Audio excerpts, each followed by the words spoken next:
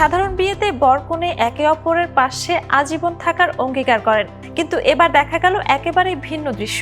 বিয়ের মঞ্চে দাঁড়িয়ে দুই রোবট প্রতিশ্রুতি দিল, ব্যাটারি চার্জ শেষ না হওয়া পর্যন্ত আমরা একসঙ্গে থাকব।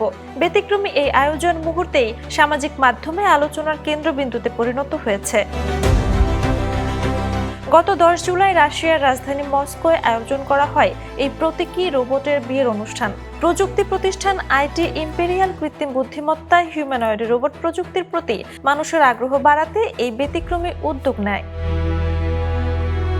অনুষ্ঠানে মানুষের বিয়ের প্রায় সব আনুষ্ঠানিকতায় অনুসরণ করা হয়, এমনকি রোবটকে নিজের বিয়েতে নাচতেও দেখা যায়। উপস্থিত অতিথিদের সামনে দুই রোবট একে অপরকে প্রতীকী প্রতিশ্রুতি দেয়, তবে আয়োজকরা স্পষ্ট করেছেন এটি সম্পূর্ণ প্রযুক্তি নির্ভর একটি প্রতীকী আয়োজন, যার কোনো আইনি বৈধতা বা আইনগত স্বীকৃতি নেই।